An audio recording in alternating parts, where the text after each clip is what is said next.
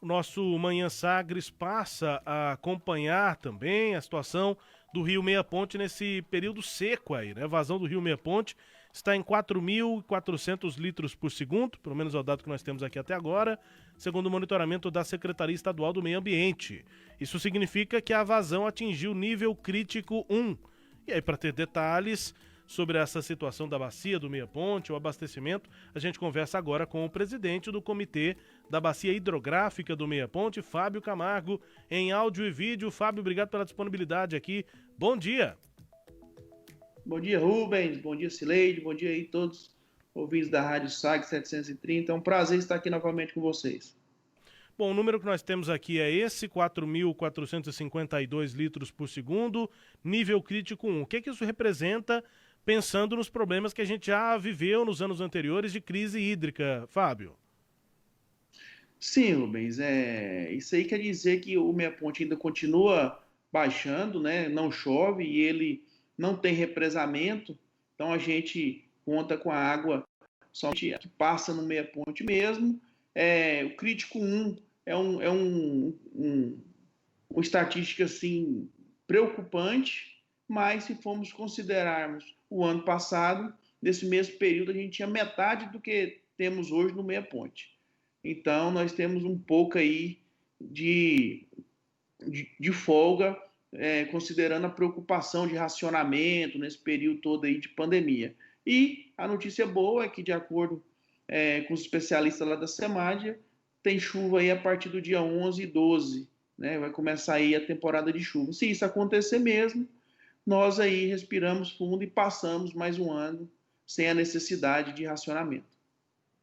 Só para atualizar aqui, Sileide, a Jéssica está conferindo agora, repete o número aqui para mim que eu já passo no ar, Jéssica. Na sala de situação da Saneago, o número é um pouquinho maior, 6.543 litros por segundo, isso é na sala de situação da Saneago. Na Secretaria de Meio Ambiente, na SEMAD, o número é um pouquinho diferente, 4.149 litros por segundo, ainda nível crítico 1, pelo dado aqui da Secretaria, Fábio.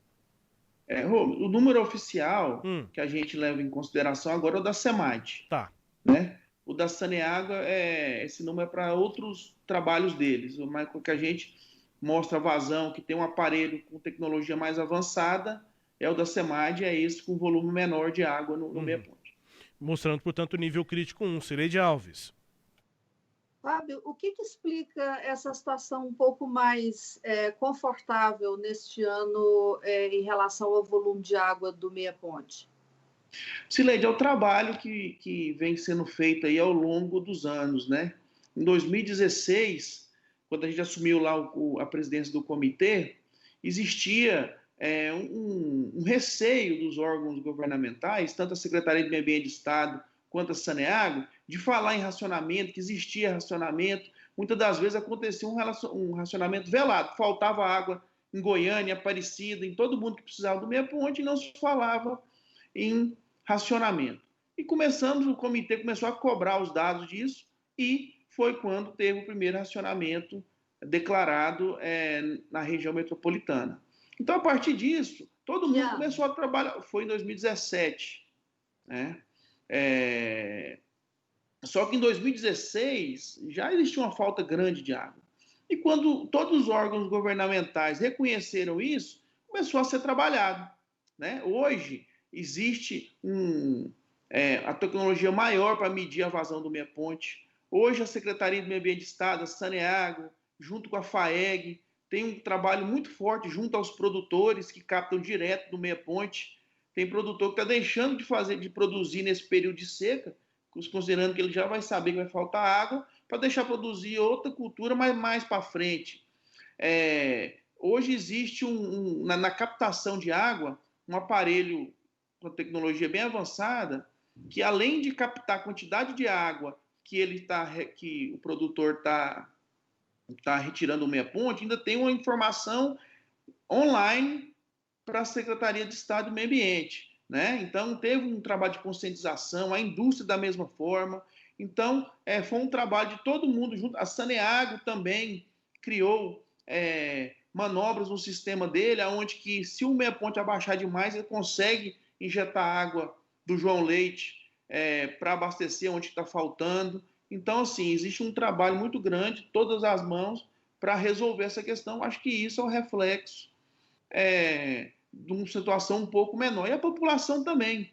A gente vê que de 2016 para cá, a quantidade de pessoas já lavando calçadas com água, jateando aquele grande nível de água desperdiçando, diminuiu muito. Né? Então, acho assim, é um trabalho de conscientização de toda a população. Mas ainda estamos num período de risco. Né? Ainda não conseguimos resolver a questão do meia ponte. E o que estamos fazendo para o futuro? Está sendo feito o plano de bacia do meia ponte, né, que o Código das Águas, lá de 97, determinou que se fosse feito, para a gente conhecer realmente o meia ponte, saber as vazões, saber o que tem de lançamento, saber qual é o comportamento tanto da quantidade de água e da qualidade de água. E desde o ano passado ele está sendo feito, a Universidade Federal ganhou a licitação que o Estado fez, estamos trabalhando em cima dele, então penso que ano que vem nós vamos ter um estudo oficial do meia ponte, nós vamos falar de qualidade de água, de quantidade de água, se cabe PCH no meia ponte, tem muitos projetos aí para energia ao longo do meia ponte, existe uma discussão muito forte sobre isso, então espero que esse plano que está sendo feito para a Universidade Federal nos dê uma luz e um caminho para melhorar aí a condição do nosso rio meia ponte. Fábio, e do ano passado para este ano, o que mudou? Porque no ano passado, eu entendo que você dizer que houve um trabalho, né, de grão em grão aí a partir de 2016, mas a diferença está muito grande do ano passado para este ano. Houve um controle maior do ano passado para este ano das outorgas? Isso, assim, o grande controle que aconteceu foi justamente do ano passado para esse, né? Com instalação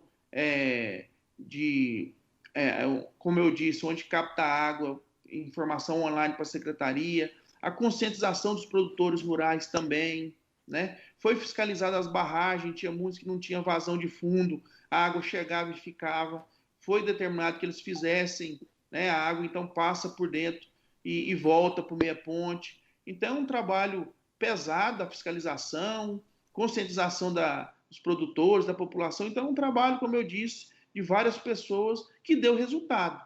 Né? O que a gente espera é que isso continue e que o ano que vem a gente só melhore aí a quantidade de água no meia ponte e crie outros mecanismos. Silei.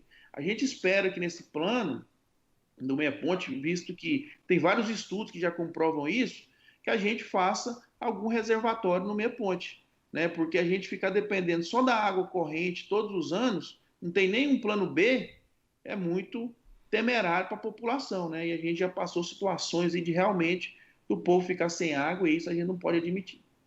E é possível fazer uma represa lá na captação? Porque parece que não foi feito por uma questão também técnica, não? Talvez não só na captação, né? Talvez mais acima do meia ponte, antes da captação. Existem estudos que mostram que isso pode acontecer. Então, o plano ele vai levar em conta todos esses estudos e bater o martelo, ver se existe essa possibilidade. A gente entende que sim, pelos estudos que já foram demonstrados. Talvez não ali na captação, mas um pouco acima, mas a gente precisa arrumar aí um plano B para o meia ponte, que se passar um período muito grande sem chuva, não sei se já provou que não aguenta, mesmo com todo o trabalho nosso, é um período muito longo de seca, a população acaba tendo algum reflexo. Porque é o principal manancial de abastecimento da cidade e que só depende da água que corre, né? Exatamente. A gente tem dois sistemas de abastecimento, né? O Mauro Borges que é o João Leite e o Meia Ponte. O João Leite cuida de um pedaço da cidade, que ainda está fazendo aquele linhão que vem para Aparecida, né? Que abastece algumas regiões de Goiânia também, e o Meia Ponte. São sistemas totalmente diferentes, né? Então, tem gente que fala, quando o Mauro Borges tiver 100% sua produção, não vai precisar do Meia Ponte. Não. O Meia Ponte sempre vai precisar. O Meia Ponte o João Leite vai atender uma outra população. Então, a gente precisa do Meia Ponte, e, na verdade, já existe estudo da Saneago procurando outros mananciais, né? Porque a cidade vem crescendo e a gente não tem como segurar o crescimento da cidade, a gente tem que dar algumas saídas para dar solução de água para todo mundo. A construção de uma barragem é mais de longo prazo, de curto prazo, para melhorar essa oferta de água neste ano, para o próximo ano, por exemplo, para que no ano que vem a gente, em vez de 4.400 litros por segundo, nessa época do ano, a gente tenha, sei lá, 8.000 ou 6.000. O que precisa continuar a ser feito neste próximo ano? Sileide, a gestão dos recursos hídricos, de água, ela é bem técnica. Assim, a gente tem uma quantidade de água no período do ano. E a gente consegue, dados históricos, demonstrar a quantidade de água que a gente tem no Meia Ponte em tal período. O que tem que fazer é organizar o consumo pela quantidade de água, não é? Então, a gente tem que criar mecanismos de fazer outorgas sazonais, talvez, num período de chuva maior, o produtor ou a indústria tem uma outorga maior e no dia da seca a outorga diminui. A gente tem que fazer a gestão dessa água. Então, a gente tem que conhecer muito bem o nosso manancial. Então, esse plano de bacia vai ajudar a gente a conhecer muito bem o manancial. Existem aparelhos tecnológicos que estão sendo instalados no Meia Ponte também. Justamente esse aí agora que capta o volume da água é um equipamento mais moderno, então a gente tem uma precisão melhor da quantidade de água que tem no Meia Ponte, então a gente vai ter uma série histórica melhor para fazer um estudo para ver quem consegue pegar uma quantidade menor de água nesse período de seca, né? Porque aqui em Goiás é muito fácil a gente entender o período da seca, né? Agora outubro começa a chover, novembro, né? Quando começa março, abril começa a secar, então a gente tem que trabalhar nesse período aí com a quantidade real do Meia Ponte, então isso é com muito estudo, estudo técnicos e para a gente conseguir distribuir essa água de um jeito mais inteligente. Eu pergunto também por conta de outras ações, como recuperação das margens do rio, entre outras ações nessa área de recuperação ambiental. Isso tem sido feito alguma coisa? Vocês têm algum trabalho, está previsto algum trabalho nesse sentido, desse plano de recuperação? Tem. Aí a gente tem que fazer um parênteses aqui para dizer que é o seguinte, que o Meia Ponte é obrigação de todos. Que todos os municípios que o Meia Ponte passa na porta tem que zelar das nascentes dele. Porque é do trabalho dos municípios que reflete a realidade do Meia Ponte. Igual eu falo, todo mundo mora nos municípios, ninguém mora no estado. Então a gente precisa, as secretarias, a gente sempre ajuda elas, conversa, explica para elas protegerem as nascentes, que é muito importante. É numa área ambiental, que trabalha em conjunto aí com a área de recursos hídricos, mas precisa sim, existe também um trabalho do Estado, mas ainda tímido, tanto de proteção das nascentes, quanto do projeto para você remunerar aquele que mantém a mata em pé, né? Mas ainda é um projeto muito tímido, com pouco dinheiro investido, precisa investir mais, mas precisa sim a gente proteger aí as nascentes e também as matas ciliares para a gente ajudar nessa produção de água. Rubens. É isso, Fábio. Obrigado aqui pela entrevista. E só para finalizar, assim, a gente nos anos anteriores, quando vimos a crise hídrica, os produtores foram ali os primeiros que tiveram de reduzir a captação, enfim. Esse ano não tem nada disso. Assim, nós estamos no crítico 1. Logo aí, pelos números que você passou, quando a gente tiver menor que 4.000, e se não chover nos próximos dias, nós vamos chegar aí rápido, aí já começa a restrição em cima dos produtores rurais, em cima das atividades econômicas que precisam do Meia Ponte. Reduz aí 25% dos produtores, né? E a Saneago precisa, não é que vai começar o plano, mas ela tem que apresentar o plano de racionamento, se baixar de 4. Okay? Então, no próximo crítico, no crítico 2, quando chegar, tem algumas outras ações que necessitam ser feitas para a gente tentar não chegar no nível 4, que é o nível mais crítico. Então que venha a chuva e bom calor para você aí, Fábio. Bom trabalho. Para nós todos e bom trabalho para vocês. Eu acompanho muito a 730. Os candidatos que vão despreparados aí para a Sileide perguntar, eles engasgam e gaguejam. Tem que ir preparado. Eu costumo dizer que vai, mas vai preparado, porque ela vai perguntar o que ele não está pensando. Então, vocês estão aí de parabéns, viu? Estou acompanhando o trabalho de vocês nas eleições em Goiânia, Aparecida, na região metropolitana inteira. Parabéns mesmo. Mas o presidente Obrigada. da bacia também, que não tiver preparado, gagueja, Cileide.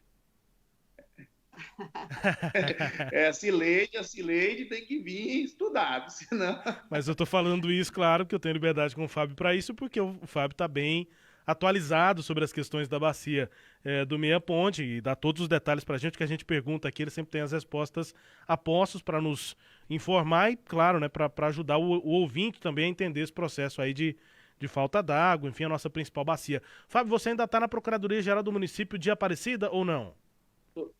Inclusive eu tô atrasado, que o Luiz deve ter chegado lá e eu não cheguei ainda. Eu vou falar que é culpa sua. Não, mas aí eu acho que o prefeito também conversou com a gente hoje, talvez ele vá te dar um desconto nessa aí. E aí, você já foi candidato antes, né, Fábio? Não quis ser candidato nessa eleição?